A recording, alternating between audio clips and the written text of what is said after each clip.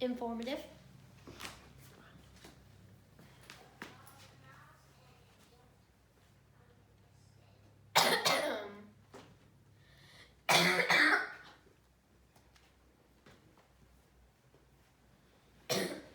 What is embalming?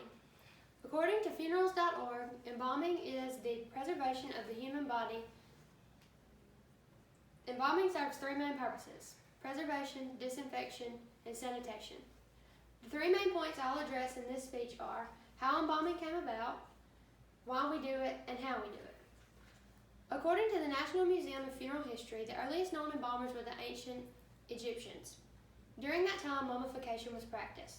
This was done in a matter of 70 days. During the first step, the organs were removed. The brain was the first to be removed, and it was done by placing a hook up the nose of the deceased and pulling the brain out bits at a time. The heart was never removed.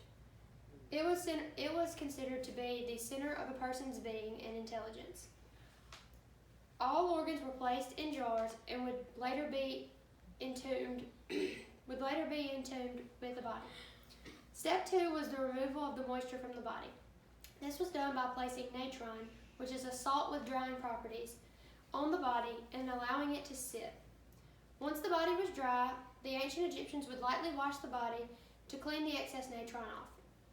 The final step was to wrap in linen and place the body in a tomb. It wasn't until the Civil War era that embalming became a big part of what we do now.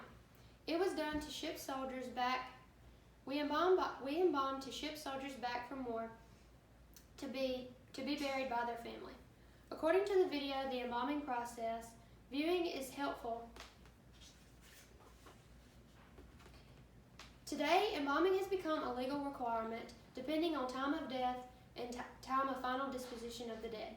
There are four types of embalming: arterial, cavity, hypodermic, and surface.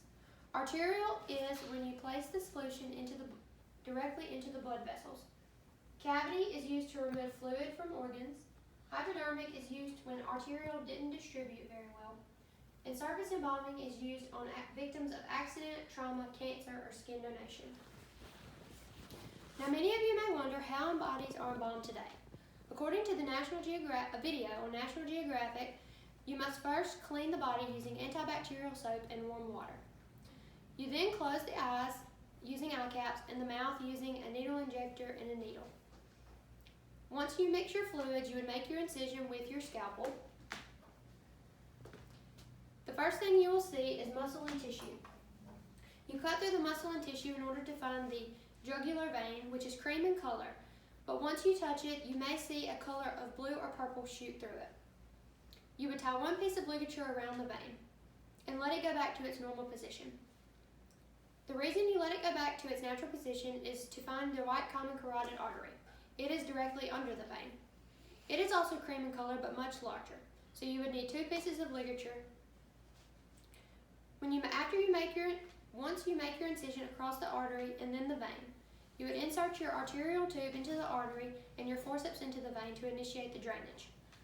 Once all embalming solution has been entered into the body, you would remove all your instruments and begin aspiration using the trocar. You would then close the hole made by the trocar using a trocar button, and you would suture your embalming incision with a baseball suture. The final thing you would do is place petroleum jelly on the hands and the feet. This is used to keep the body from drying out and cracking. I often get the question, why would a woman want to do this? Being able to embalm is a gift that not many people have, and especially not many women. Even at a young age, I knew I wanted to work with the dead. There is nothing more satisfying than giving a grieving family, saddened by a loss, the gift of seeing their loved one just one more time.